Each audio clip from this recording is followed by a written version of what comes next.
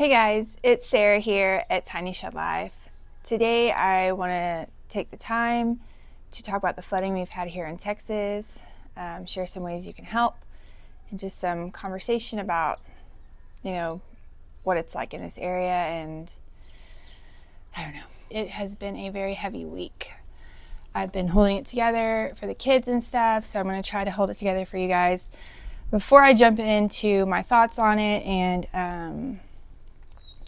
I want to help the victims, their families, the people out there searching and cleaning up. I just want to help everyone in the area. I'm going to link it in the description below, but the Community Foundation of the Texas Hill Country, specifically the Kerr County Flood Relief Fund, I'm going to be linking their site where you can make a donation if you want to help.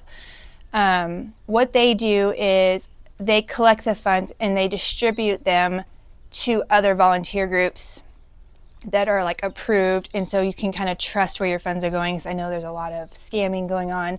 So if you donate to this group, they will put the money where it needs to go in the right hands. So I'm gonna link that. Please help. It's been a really hard week, and I think for all of us, we put ourselves in these people's shoes, missing loved ones, lost loved ones, all of that.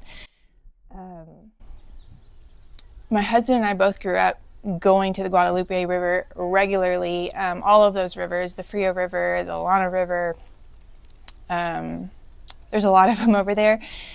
And when you're raised out here in that country, you are taught about flash flooding, and I think maybe you become a little complacent, or you just don't realize the magnitude, how fast the water can rise.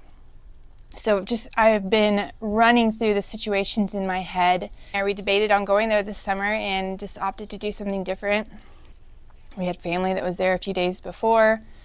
So it just hits so close to home, and you think about all those little children, and you're just not the same person.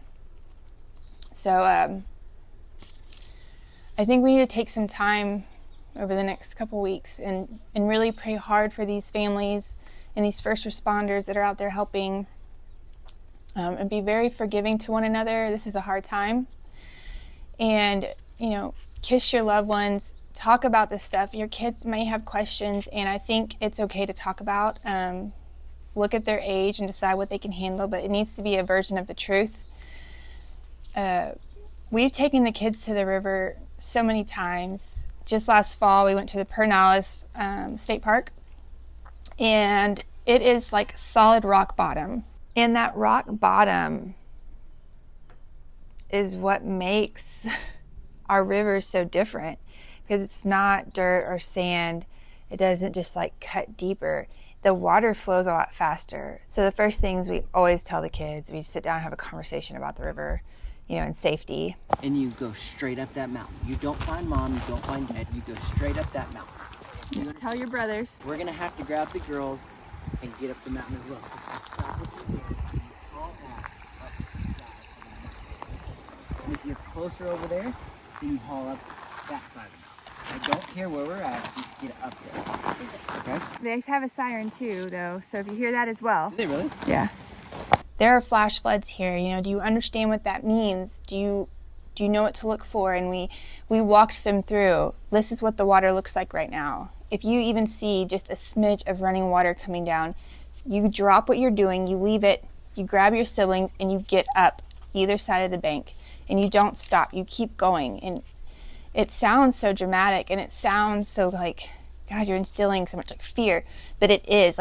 It could be complete sun, no rain in the forecast, nothing. But if it's raining 2 hours upriver, you can get a flash flood in, those areas downstream without even a clue.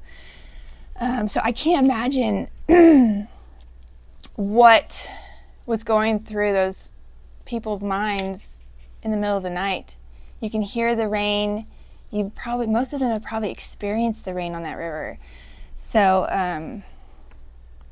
I don't know, it's a lot to take in, and Hoffman's grandmother went to Camp Mystic. His aunt went there. His cousin spent 13 summers there. And you kind of think, like, what if one of my little girls would have been at that camp? So I think we all had that on our mind, this heavy heart. You know, and I think about it, we just went in April, you know, to Hot Springs National Park, and we slept right there on the river. And the day before we went, they had flooding so bad that, and I don't think it's a river, but it's a creek, but the flooding was so bad, they had cleared all those campsites away from the water and up to higher ground. And this is how high the water was at flooding. Thankfully, it went down before we got to our camp. I don't even know if it really crossed my mind twice, but it wasn't raining, and I think, I don't know, it just gotta be so aware. Okay, sorry, I had to step away. The kids needed me, and I think you probably hear me better if I hold my mic like this. Okay, so I don't know, I just feel like it was a reset for me here. Just a reminder of how fragile life is, and just, you know, sometimes I think we worry about things that really aren't that important. Tomorrow is not guaranteed. The time we have with each other is not guaranteed. And then it's kind of sad. It takes such a big tragedy to wake some of us up. I mean, I feel like I was already there, but just kind of like, you know, just, I don't know. So I hope all of your loved ones are safe. I pray for the victims and their families, for the first responders. We're going to try to help where we can here with some donations and using this platform to reach more people. If you can help locally, if you live in the local area, I know they need like fresh towels, toiletries. Just think about the things you use on a daily basis. First responders probably need meals. I mean, everyone probably needs food. If you are further away, you can use that fund I mentioned, the Community Foundation of the Texas Hill Country.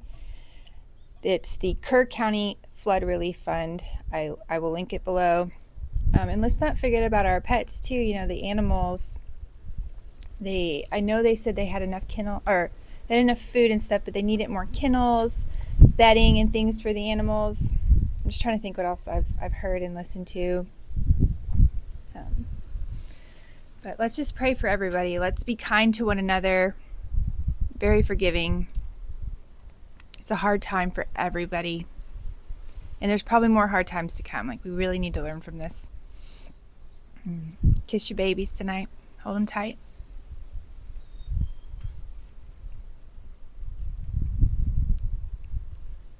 It's hard. So I appreciate you being here. We will get through this. We are Texas Strong. And I'll see you next week.